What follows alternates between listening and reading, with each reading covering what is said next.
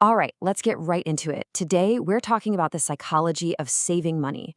And look, this isn't about why you need to save. We all know that. This is about why it's so incredibly hard. It turns out it's not really about willpower. It's about a secret battle happening inside your brain. And we're going to learn how to rig the fight in your favor. I mean, seriously, ask yourself that. Why is it so hard? You make a plan, you have the best intentions, and then life happens. And by the end of the month, you're left wondering where it all went. Well, it's a super common feeling, and the reason for it is probably not what you think.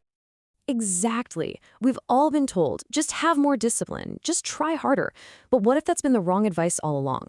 The truth is, our brains are hardwired with some very specific quirks that actually make saving money an uphill battle from the start. To really get this, you have to understand that there are basically two different people living inside your head, and they're constantly fighting over your money. This isn't just a cute metaphor. It's the fundamental conflict that drives almost every single financial decision you make. And this is all grounded in some really fascinating science.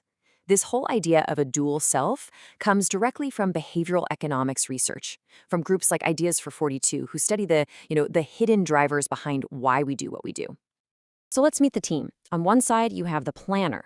The planner is your future self. It's logical, it thinks about retirement, it makes budgets, it's the angel on your shoulder.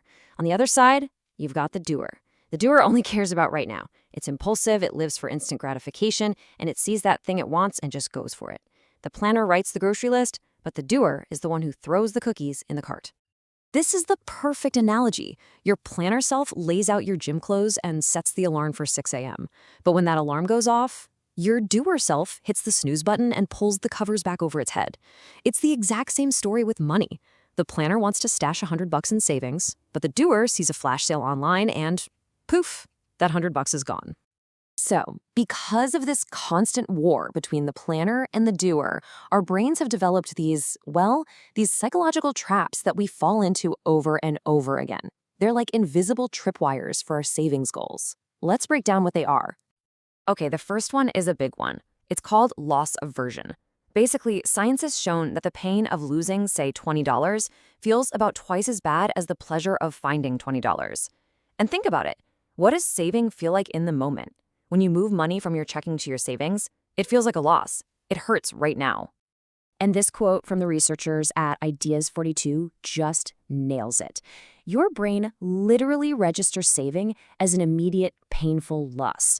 That amazing future you're saving for, it's just too far away and too abstract to compete with the very real, very immediate sting that your doer feels today.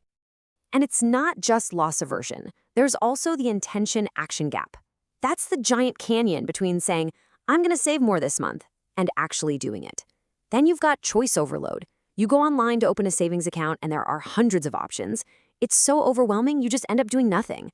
And of course, the planning fallacy, where we think, oh, I'll set that up this weekend. It'll only take 10 minutes, when we all know it's going to take way longer. Okay, so if our brains are basically rigged to fail at saving, what are we supposed to do? Well, you can't really fight your own psychology. The trick is to find a tool that's designed to work with your brain's quirks instead of fighting against them. And the solution really starts with a simple number.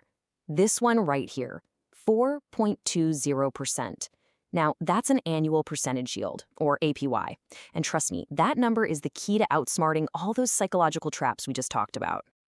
Just look at this comparison. It's not even close. The national average savings account is earning you a measly 0.61%. That's basically nothing. A high-yield account, on the other hand, can earn you more than 7 times that. And that huge difference isn't just about the extra money. It's about motivation. So what exactly is this thing? It's a high-yield savings account.